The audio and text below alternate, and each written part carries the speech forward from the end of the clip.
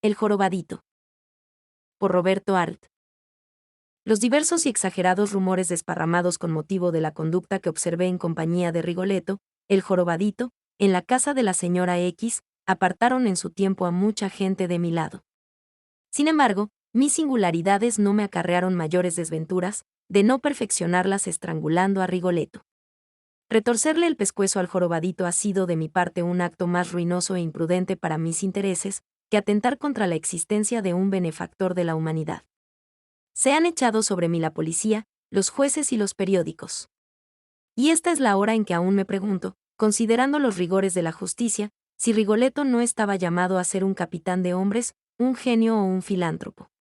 De otra forma no se explican las crueldades de la ley para vengar los fueros de un insigne piojoso, al cual, para pagarle de su insolencia, resultaran insuficientes todos los puntapiés que pudieran suministrarle en el trasero una brigada de personas bien nacidas. No se me oculta que sucesos peores ocurren sobre el planeta, pero esta no es una razón para que yo deje de mirar con angustia las leprosas paredes del calabozo donde estoy alojado a espera de un destino peor.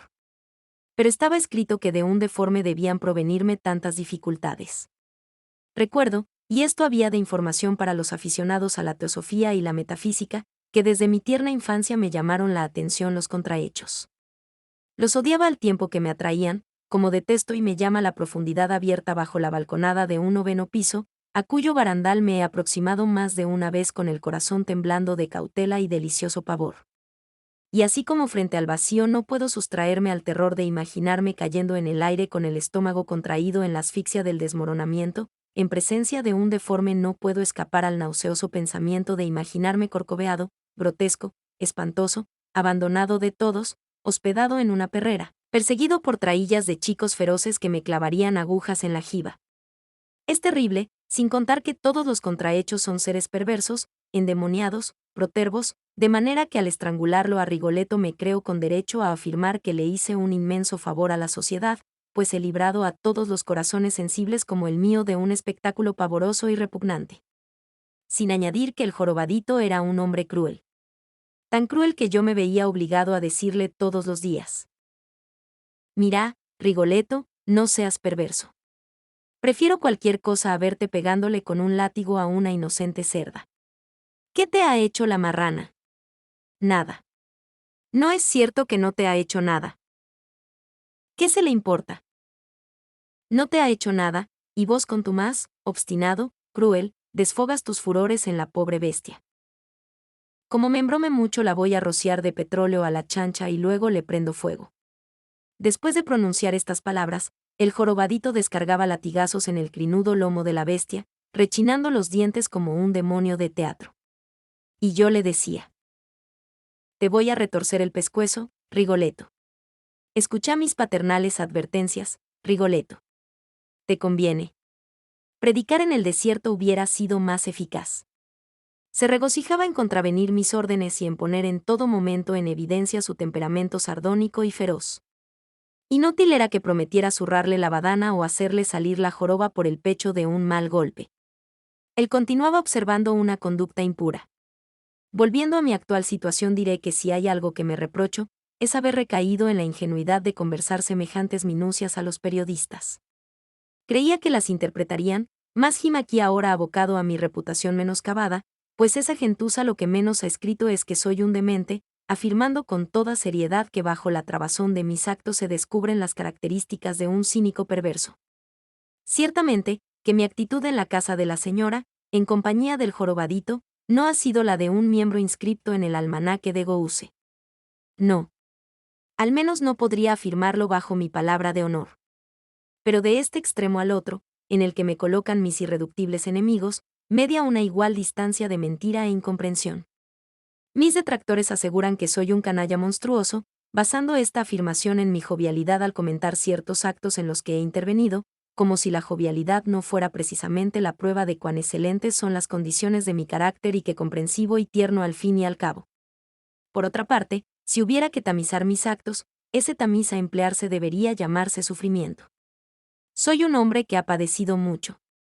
No negaré que dichos padecimientos han encontrado su origen en mi exceso de sensibilidad, tan agudizada que cuando me encontraba frente a alguien he creído percibir hasta el matiz del color que tenían sus pensamientos, y lo más grave es que no me he equivocado nunca. Por el alma del hombre he visto pasar el rojo del odio y el verde del amor, como a través de la cresta de una nube los rayos de luna más o menos empalidecidos por el espesor distinto de la masa acuosa. Y personas hubo que me han dicho: ¿recuerda cuando usted, hace 3 años, me dijo que yo pensaba en tal cosa? No se equivocaba. He caminado así, entre hombres y mujeres, percibiendo los furores que encrespaban sus instintos y los deseos que embaraban sus intenciones, sorprendiendo siempre en las laterales luces de la pupila, en el temblor de los vértices de los labios y en el erizamiento casi invisible de la piel de los párpados, lo que anhelaban, retenían o sufrían. Y jamás estuve más solo que entonces, que cuando ellos y ellas eran transparentes para mí. De este modo, involuntariamente, fui descubriendo todo el sedimento de bajeza humana que encubren los actos aparentemente más leves, y hombres que eran buenos y perfectos para sus prójimos, fueron, para mí, lo que Cristo llamó sepulcros encalados. Lentamente se agrió mi natural bondad convirtiéndome en un sujeto taciturno e irónico. Pero me voy apartando, precisamente, de aquello a lo cual quiero aproximarme y es la relación del origen de mis desgracias. Mis dificultades nacen de haber conducido a la casa de la señora X al infame Corcovado. En la casa de la señora X yo hacía el novio de una de las niñas. Es curioso. Fui atraído, insensiblemente, a la intimidad de esa familia por una hábil conducta de la señora X, que procedió con un determinado exquisito tacto y que consiste en negarnos un vaso de agua para poner a nuestro alcance, y como quien no quiere, un frasco de alcohol. Imagínense ustedes lo que ocurriría con un sediento. Oponiéndose en palabras a mis deseos. Incluso, hay testigos. Digo esto para descargo de mi conciencia. Más aún, en circunstancias en que nuestras relaciones hacían prever una ruptura, yo anticipé seguridades que escandalizaron a los amigos de la casa. Y es curioso. Hay muchas madres que adoptan este temperamento, en la relación que sus hijas tienen con los novios, de manera que el incauto, si en un incauto puede admitirse un minuto de lucidez, observa con terror que ha llevado las cosas mucho más lejos de lo que permitía la conveniencia social. Y ahora volvamos al jorobadito para deslindar responsabilidades. La primera vez que se presentó a visitarme en mi casa, lo hizo en casi completo estado de ebriedad, faltándole el respeto a una vieja criada que salió a recibirlo y gritando a voz en cuello de manera que hasta los viandantes que pasaban por la calle podían escucharle. ¿Y dónde está la banda de música con que debían festejar mi hermosa presencia?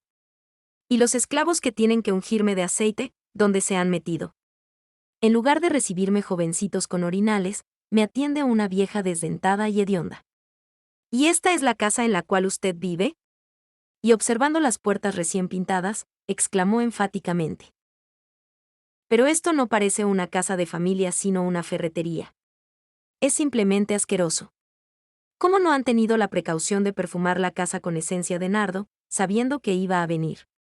¿No se dan cuenta de la pestilencia de aguarrás que hay aquí? ¿Reparan ustedes en la catadura del insolente que se había posesionado de mi vida? Lo cual es grave, señores, muy grave. Estudiando el asunto recuerdo que conocí al contrahecho en un café, lo recuerdo perfectamente. Estaba yo sentado frente a una mesa, meditando, con la nariz metida en mi taza de café, cuando, al levantar la vista distinguí a un jorobadito que con los pies a 2/4 del suelo y en mangas de camisa, observábame con toda atención, sentado del modo más indecoroso del mundo, pues había puesto la silla al revés y apoyaba sus brazos en el respaldo de ésta. Como hacía calor se había quitado el saco, y así descaradamente en cuerpo de camisa, giraba sus renegridos ojos saltones sobre los jugadores de billar. Era tan bajo que apenas si sus hombros se ponían a nivel con la tabla de la mesa. Y, como les contaba, alternaba la operación de contemplar la concurrencia, con la no menos importante de examinar su reloj pulsera, cual si la hora que éste marcara le importara mucho más que la señalada en el gigantesco reloj colgado de un muro del establecimiento. Pero, lo que causaba en él un efecto extraño, además de la consabida corcova, era la cabeza cuadrada y la cara larga y redonda, de modo que por el cráneo parecía un mulo y por el semblante un caballo. Me quedé un instante contemplando al jorobadito con la curiosidad de quien mira un sapo que ha brotado frente a él, y éste, sin ofenderse, me dijo: «Caballero, ¿será tan amable usted que me permita sus fósforos?». Sonriendo, le alcancé mi caja, el contrahecho encendió su cigarro medio consumido y después de observarme largamente, dijo: «Qué buen mozo es usted. Seguramente que no deben faltarle novias». La lisonja halaga siempre aunque salga de la boca de un jorobado, y muy amablemente le contesté que sí, que tenía una muy hermosa novia, aunque no estaba muy seguro de ser querido por ella, a lo cual el desconocido, a quien bauticé en mi fuero interno con el nombre de Rigoletto, me contestó después de escuchar con sentenciosa atención mis palabras: «No sé por qué se me ocurre que usted es de la estofa con que se fabrican excelentes cornudos». Y antes que tuviera tiempo de sobreponerme a la estupefacción que me produjo su extraordinaria insolencia, el cacaceno continuó: «Pues yo nunca he tenido novia, créalo, caballero, le digo la verdad». «No lo dudo», repliqué sonriendo ofensivamente. «No lo dudo. De lo que me alegro, caballero, porque no me agradaría tener un incidente con usted».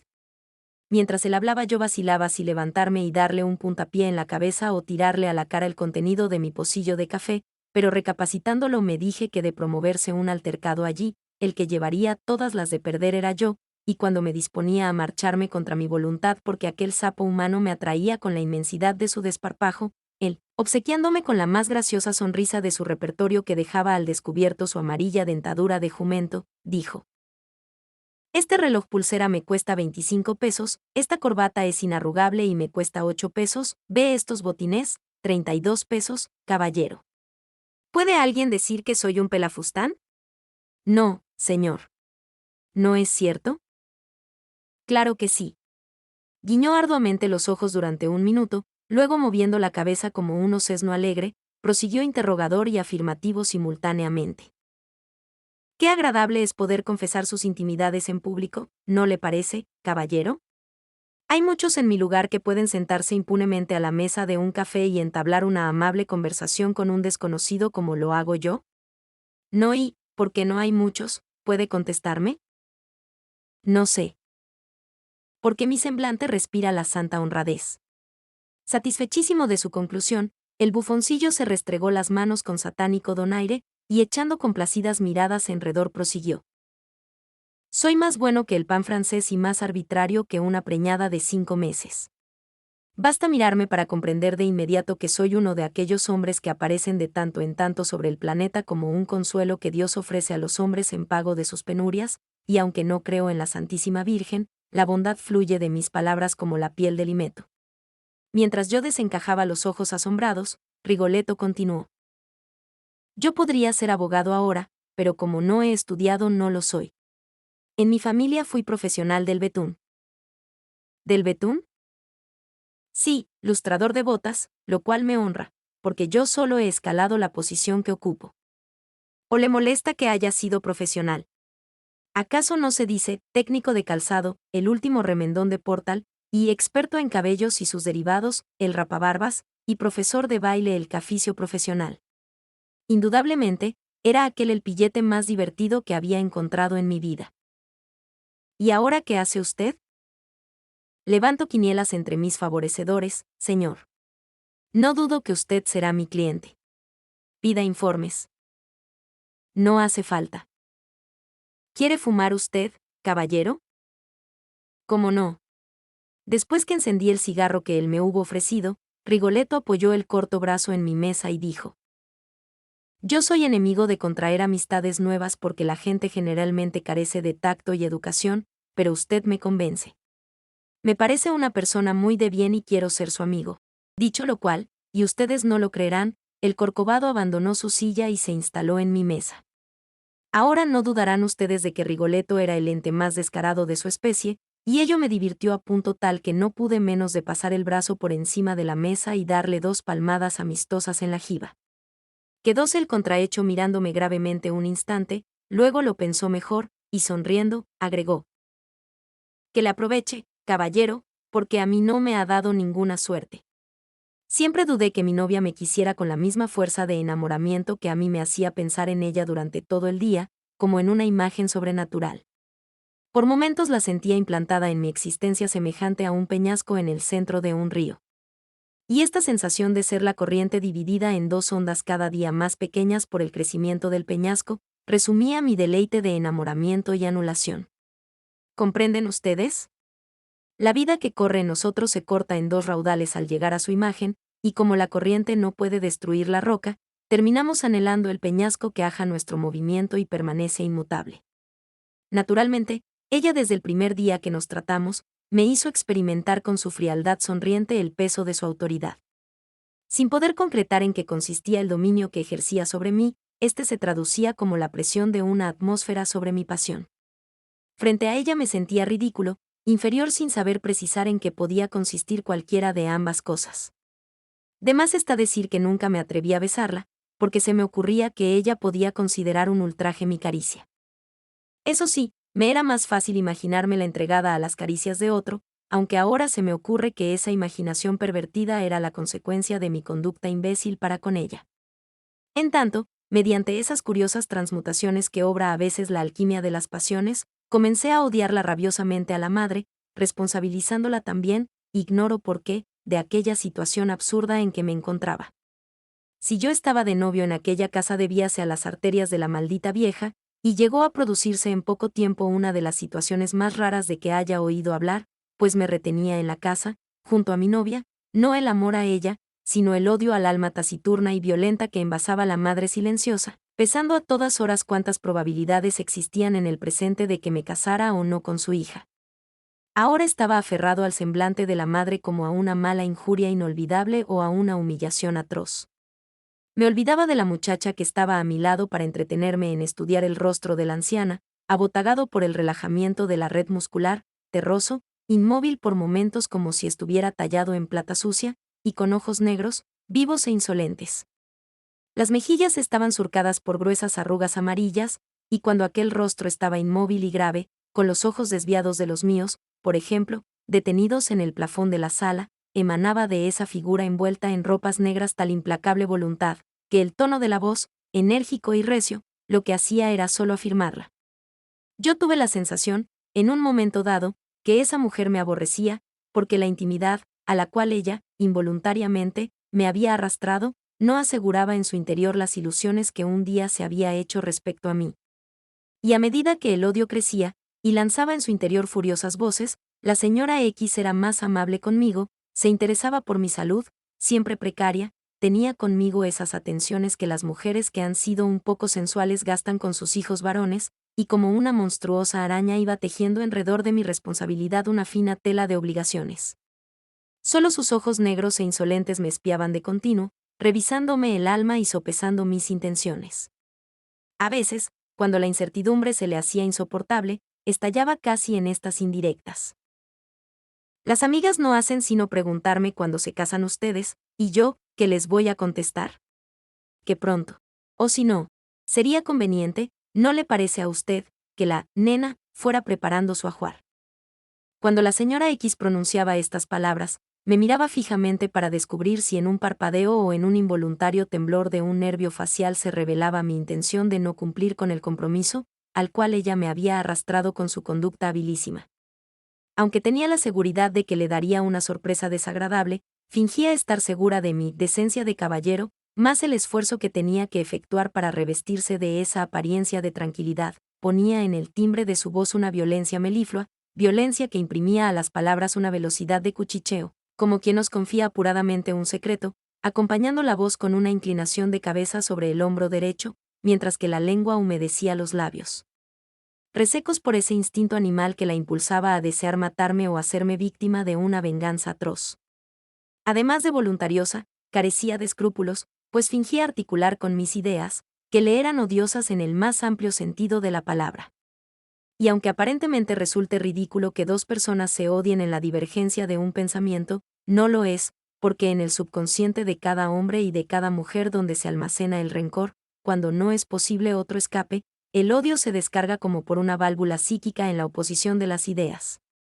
Por ejemplo, ella, que odiaba a los bolcheviques, me escuchaba deferentemente cuando yo hablaba de las rencillas de Trotsky y Stalin, y hasta llegó al extremo de fingir interesarse por Lenin, ella que se entusiasmaba ardientemente con los más groseros figurones de nuestra política conservadora. Acomodaticia y flexible, su aprobación a mis ideas era una injuria, me sentía empequeñecido y denigrado frente a una mujer que si yo hubiera afirmado que el día era noche, me contestara. Efectivamente, No me fijé que el sol hace rato que se ha puesto. Sintetizando, ella deseaba que me casara de una vez. Luego se encargaría de darme con las puertas en las narices y de resarcirse de todas las dudas en que la había mantenido sumergida mi noviazgo eterno. En tanto la malla de la red se iba ajustando cada vez más a mi organismo. Me sentía amarrado por invisibles cordeles. Día tras día la señora X agregaba un nudo más a su tejido, y mi tristeza crecía como si ante mis ojos estuvieran serruchando las tablas del ataúd que me iban a sumergir en la nada. Sabía que en la casa, lo poco bueno que persistía en mí iba a naufragar si yo aceptaba la situación que traía aparejada el compromiso. Ellas, la madre y la hija, me atraían a sus preocupaciones mezquinas, a su vida sórdida, sin ideales, una existencia gris, la verdadera noria de nuestro lenguaje popular, en el que la personalidad a medida que pasan los días se va desintegrando bajo el peso de las obligaciones económicas, que tienen la virtud de convertirlo a un hombre en uno de esos autómatas con cuello postizo, a quienes la mujer y la suegra retan a cada instante porque no trajo más dinero o no llegó a la hora establecida. Hace mucho tiempo que he comprendido que no he nacido para semejante esclavitud. Admito que es más probable que mi destino me lleve a dormir junto a los rieles de un ferrocarril, en medio del campo verde, que a acarretillar un cochecito con toldo de hule, donde duerme un muñeco que al decir de la gente debe enorgullecerme de ser padre. Yo no he podido concebir jamás ese orgullo, y si experimento un sentimiento de vergüenza y de lástima cuando un buen señor se entusiasma frente a mí con el pretexto de que su esposa lo ha hecho, padre de familia. Hasta muchas veces me he dicho que esa gente que así procede son simuladores de alegría o unos perfectos estúpidos. Porque en vez de felicitarnos del nacimiento de una criatura debíamos llorar de haber provocado la aparición en este mundo de un mísero y débil cuerpo humano, que a través de los años sufrirá incontables horas de dolor y escasísimos minutos de alegría. Y mientras la deliciosa criatura, con la cabeza tiesa junto a mi hombro, soñaba con un futuro sonrosado, yo, con los ojos perdidos en la triangular verdura de un ciprés cercano, pensaba con qué hoja cortante desgarrar la tela de la red, cuyas células a medida que crecía se hacían más pequeñas y densas. Sin embargo, no encontraba un filo lo suficientemente agudo para desgarrar definitivamente la malla, hasta que conocí al corcovado. En esa circunstancia se me ocurrió la idea que fue pequeñita al principio como la raíz de una hierba, pero que en el transcurso de los días se bifurcó en mi cerebro, dilatándose, afianzando sus fibromas entre las células más remotas. Y aunque no se me ocultaba que era esa una idea extraña, fui familiarizándome con su contextura, de modo que a los pocos días ya estaba acostumbrado a ella y no faltaba sino llevarla a la práctica. Esa idea, semidiabólica por su naturaleza, consistía en conducir a la casa de mi novia al insolente jorobadito, previo acuerdo con él, y promover un escándalo singular, de consecuencias irreparables. Buscando un motivo mediante el cual podría provocar una ruptura, reparé en una ofensa que podría inferirle a mi novia, sumamente curiosa, la cual consistía. Bajo la apariencia de una conmiseración elevada a su más pura violencia y expresión, el primer beso que ella aún no me había dado a mí, tendría que dárselo al repugnante corcovado que jamás había sido amado, que jamás conoció la piedad angélica ni la belleza terrestre. Familiarizado, como les cuento, con mi idea, si a algo tan magnífico se puede llamar idea, me dirigí al café en busca de Rigoletto. Después que se hubo sentado a mi lado, le dije: querido amigo, muchas veces he pensado que ninguna mujer lo ha besado ni lo besará. No me interrumpa. Yo la quiero mucho a mi novia, pero dudo que me corresponda de corazón. Y tanto la quiero que para que se dé cuenta de mi cariño le diré que nunca la he besado. Ahora bien, yo quiero que ella me dé una prueba de su amor hacia mí, y esa prueba consistirá en que lo bese a usted. ¿Está conforme? Respingó el corcovado en su silla, luego con tono enfático me replicó: ¿y quién me indemniza a mí, caballero, del mal rato que voy a pasar? ¿Cómo, mal rato? Naturalmente. ¿O usted se cree que yo puedo prestarme por ser jorobado a farsas tan innobles? Usted me va a llevar a la casa de su novia y como quien presenta a un monstruo, le dirá: querida, te presento al dromedario. Yo no la tuteo a mi novia. Para el caso es lo mismo. ¿Y yo en tanto, qué voy a quedarme haciendo, caballero? ¿Abriendo la boca como un imbécil, mientras disputan sus tonterías? No, señor, muchas gracias. Gracias por su buena intención, como le decía la liebre al cazador. Además, Que usted me dijo que nunca la había besado a su novia. ¿Y eso, qué tiene que ver? Claro. ¿Usted sabe acaso si a mí me gusta que me besen? Puede no gustarme. Y si no me gusta, ¿por qué usted quiere obligarme? ¿O es que usted se cree que porque soy Corcovado no tengo sentimientos humanos? La resistencia de Rigoletto me enardeció. Violentamente, le dije. Pero, ¿no se da cuenta de que es usted, con su joroba y figura desgraciadas, el que me sugirió este admirable proyecto? Piense, infeliz. Si mi novia consiente, le quedará a usted un recuerdo espléndido. Podrá decir por todas partes que ha conocido a la criatura más adorable de la tierra. ¿No se da cuenta? Su primer beso habrá sido para usted. ¿Y quién le dice a usted que ese sea el primer beso que haya dado? Durante un instante me quedé inmóvil, luego, obcecado por ese frenesí que violentaba toda mi vida hacia la ejecución de la idea, le respondí. ¿Y a vos, Rigoletto, qué se te importa? No me llame Rigoletto. Yo no le he dado tanta confianza para que me ponga sobrenombres. Pero, ¿sabes que sos el contrahecho más insolente que he conocido? Amainó el jorobadito y ya dijo. ¿Y si me ultrajara de palabra o de hecho? No seas ridículo, Rigoletto. ¿Quién te va a ultrajar? Si vos sos un bufón. ¿No te das cuenta? Sos un bufón y un parásito. ¿Para qué haces entonces la comedia de la dignidad? Rotundamente protesto, caballero. Protestad todo lo que quieras, pero escúchame. Sos un desvergonzado parásito. Creo que me expreso con suficiente claridad, ¿no? Les chupas la sangre a todos los clientes del café que tienen la imprudencia de escuchar tus melifluas palabras. Indudablemente no se encuentra en todo Buenos Aires un cínico de tu estampa y calibre. ¿Con qué derecho, entonces, pretendés que te indemnicen si a vos te indemniza mi tontería de llevarte a una casa donde no sos digno de barrer el zaguán? ¿Qué más indemnización querés que el beso que ella, santamente, te dará, insensible a tu cara, el mapa de la desvergüenza?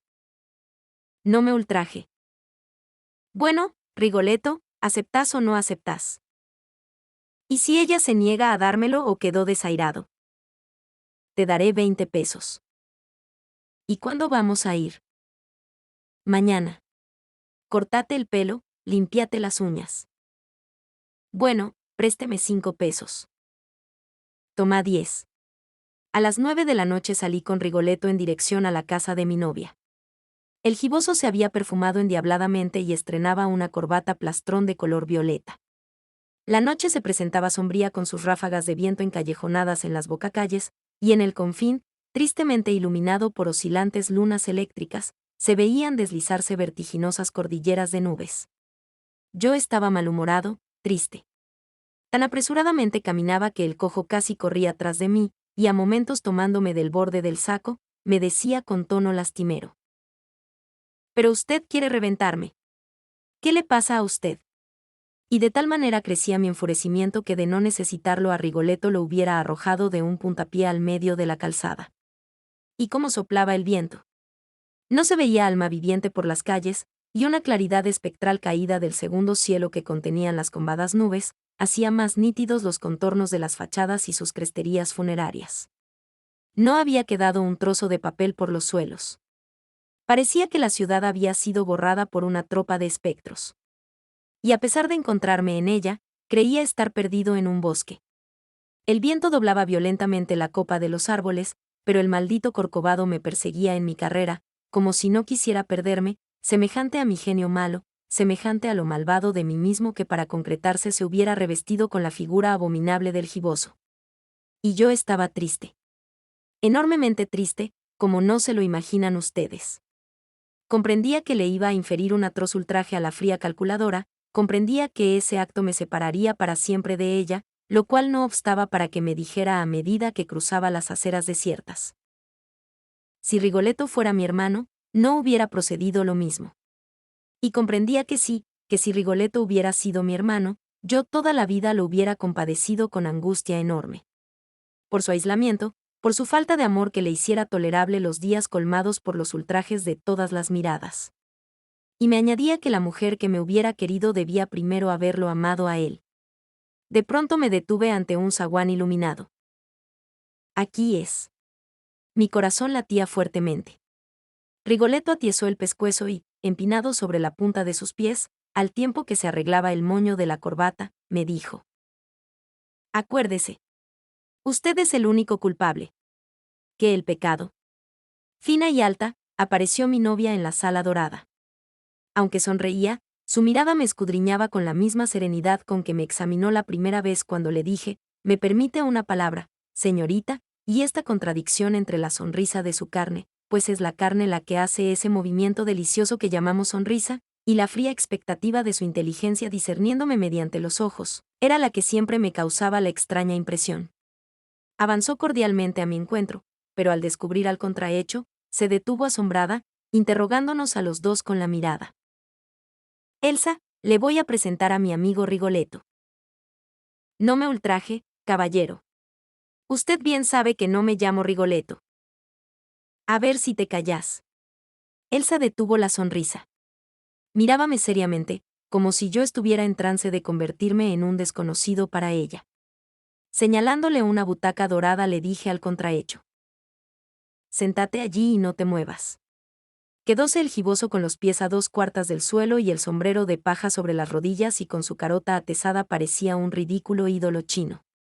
Elsa contemplaba estupefacta al absurdo personaje. Me sentí súbitamente calmado. «Elsa», le dije, «Elsa, yo dudo de su amor. No se preocupe por ese repugnante canalla que nos escucha. Óigame, yo dudo, no sé por qué, pero dudo de que usted me quiera. Es triste eso, créalo.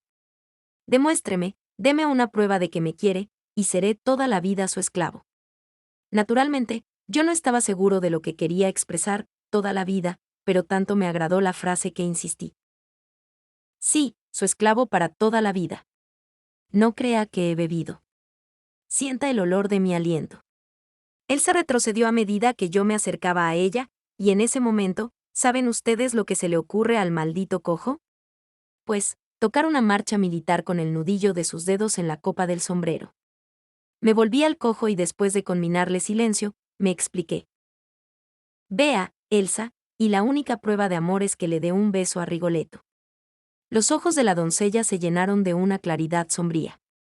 Caviló un instante, luego, sin cólera en la voz, me dijo muy lentamente: «Retírese». «Pero».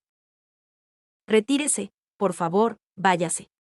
Yo me inclino a creer que el asunto hubiera tenido compostura, créanlo, pero aquí ocurrió algo curioso, y es que Rigoletto, que hasta entonces había guardado silencio, se levantó exclamando: «No le permito esa insolencia, señorita, no le permito que lo trate así a mi noble amigo. Usted no tiene corazón para la desgracia ajena. Corazón de peñasco, es indigna de ser la novia de mi amigo». Más tarde mucha gente creyó que lo que ocurrió fue una comedia preparada. Y la prueba de que yo ignoraba lo que iba a ocurrir, es que al escuchar los despropósitos del contrahecho me desplomé en un sofá riéndome a gritos, mientras que el giboso, con el semblante congestionado, tieso en el centro de la sala, con su bracito extendido, vociferaba: «¿Por qué usted le dijo a mi amigo que un beso no se pide, se da? ¿Son conversaciones esas adecuadas para una que presume de señorita como usted? ¿No le da a usted vergüenza?». Descompuesto de risa, solo atiné a decir: «Cállate, Rigoletto, cállate». El Corcovado se volvió enfático. «Permítame, caballero, no necesito que me dé lecciones de urbanidad». Y volviéndose a Elsa, que roja de vergüenza había retrocedido hasta la puerta de la sala, le dijo: «Señorita, la conmino a que me dé un beso. El límite de resistencia de las personas es variable». Elsa huyó arrojando grandes gritos y en menos tiempo del que podía esperarse aparecieron en la sala su padre y su madre, la última con una servilleta en la mano. ¿Ustedes creen que el cojo se amilanó? Nada de eso. Colocado en medio de la sala, gritó estentóreamente: «Ustedes no tienen nada que hacer aquí. Yo he venido en cumplimiento de una alta misión filantrópica, no se acerquen». Y antes de que ellos tuvieran tiempo de avanzar para arrojarlo por la ventana, el Corcovado desenfundó un revólver, encañonándolos. Se espantaron porque creyeron que estaba loco, y cuando los vi así inmovilizados por el miedo, quedé mala expectativa, como quien no tuviera nada que hacer en tal asunto, pues ahora la insolencia de Rigoletto parecíame de lo más extraordinaria y pintoresca. Dándose cuenta del efecto causado, se envalentonó. Yo he venido a cumplir una alta misión filantrópica. Y es necesario que Elsa me dé un beso para que yo le perdone a la humanidad mi corcova. A cuenta del beso, sírvanme un té con coñac. Es una vergüenza como ustedes atienden a las visitas. No tuerza la nariz, señora, que para eso me he perfumado. Y tráigame el té. Ah, inefable Rigoletto. Dicen que estoy loco, pero jamás un cuerdo se ha reído con tus insolencias como yo, que no estaba en mis cabales. Lo haré meter preso. Usted ignora las más elementales reglas de cortesía, insistía el Corcovado. Ustedes están obligados a atenderme como a un caballero. El hecho de ser jorobado no los autoriza a despreciarme. Yo he venido para cumplir una alta misión filantrópica. La novia de mi amigo está obligada a darme un beso. Y no lo rechazo. Lo acepto. Comprendo que debo aceptarlo como una reparación que me debe la sociedad, y no me niego a recibirlo. Indudablemente, si allí había un loco, era Rigoletto, no les quede la menor duda, señores. Continuó él. Caballero, yo soy. Un vigilante tras otro entraron en la sala. No recuerdo nada más. Dicen los periódicos que me desvanecí al verlos entrar. Es posible. Y ahora se dan cuenta porque el hijo del diablo, el maldito jorobado, castigaba a la marrana todas las tardes y porque yo he terminado estrangulándole,